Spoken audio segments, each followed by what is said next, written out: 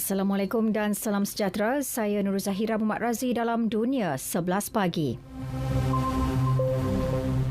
Kumpulan Hak Asasi Manusia Amnesty International menuduh junta Myanmar melakukan jenayah perang. Amnesty dalam laporannya menyebut tentera Myanmar disyaki menggunakan serangan udara dan serangan artileri sebagai hukuman kolektif terhadap orang awam yang menentang rampasan kuasa. Antara Disember tahun lalu hingga Mac, pihak tentera meningkatkan serangan di negeri Kayah dan Kayin di sepanjang sempadan Thai dengan melakukan pembunuhan, rompakan dan pembakaran kampung. Selain rumah kediaman, serangan turut menyasarkan kemudahan kesihatan, rumah ibadat dan kem pelarian. Sementara itu, seorang lelaki terbunuh manakala 9 mangsa lagi cedera dalam insiden letupan bom di kawasan kejiranan di hub komersial Yangon. Kejadian berlaku berhampiran perhentian bas di daerah pusat bandar. Menurut polis, pasukan keselamatan menemukan bom tangan yang tidak meletup berhampiran lokasi letupan. Siasatan awal mendapati letupan berpunca daripada periuk api buatan sendiri. Perancis menggesa Rusia menamatkan sekatan di pelabuhan Odessa, Ukraine berdasarkan terma resolusi PBB yang bakal diusulkan. Presiden Perancis Emmanuel Macron berkata, gesaan itu dikemukakan kepada rakan sejawatannya Vladimir Putin dalam perbincangan bersama Chancellor Jerman Olaf Scholz. Pencerobohan Rusia di Ukraine telah menjejaskan bekalan bijirin dunia, menyebabkan harga makanan melonjak dan mengancam untuk memburukkan lagi krisis kemanusiaan di Afrika dan Asia Barat.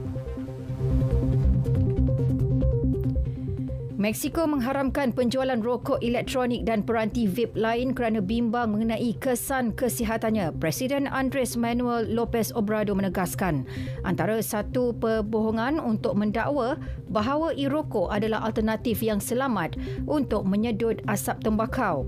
Menurut beliau, wap itu juga berbahaya untuk kesihatan. Pihak berkuasa Mexico City sementara itu mengumumkan bahawa merokok tanpa mengira jenis akan dilarang di dataran Zocalo dan kawasan sekitar daerah bersejarah yang sibuk itu. Dewan Bandaraya berkata langkah itu bertujuan meningkatkan kesedaran tentang risiko kesihatan. Kanada mengumumkan perubahan pendekatan memerangi najis dadah dengan merawat ketagihan, bukannya memenjarakan pengguna kerana memiliki dadah dalam kuantiti kecil. Projek perintis selama 3 tahun itu akan bermula 31 Januari 2023 di wilayah British Columbia. Ia bertujuan mengawal krisis dadah sintetik yang telah membunuh ribuan penagih.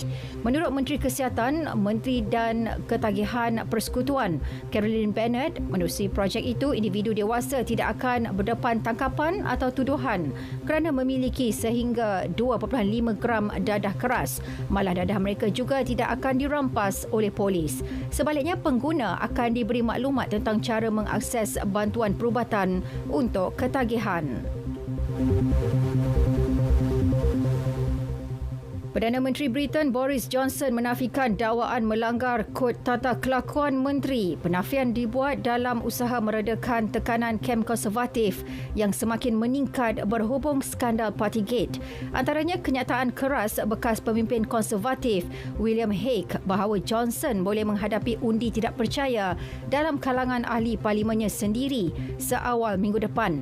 Bawah pentadbiran kerajaan terdahulu, pelanggaran kod tata laku menteri dianggap kesalahan yang disusuli peletakan jawatan.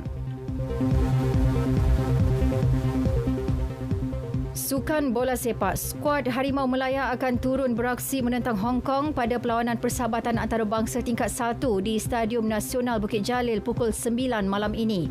Ketua Jurulatih Kim Pan Gon mahukan pasukannya itu menang secara bermaruah dan mencapai lebih daripada kemenangan mudah. Perlawanan menentang Hong Kong akan menjadi perlawanan terakhir skuad negara sebelum mengharungi saringan kelayakan Piala Asia 2023 yang dijadualkan berlangsung 8 Jun ini. Beralih ke tenis terbuka Perancis, bintang Sepanyol Rafael Nadal membuktikan kesungguhannya untuk mara ke separuh akhir selepas mengalahkan seteru utamanya Novak Djokovic di perlawanan suku akhir. Juara Roland Garros 13 kali itu memenangi aksi pertemuan kali ke-59 dengan Djokovic dengan kemenangan 6-2, 4-6, 6-2, 7-6. Sekian berita yang disunting oleh Zamzuri Zawawi dari Pusat Berita RTM. Assalamualaikum, salam keluarga Malaysia.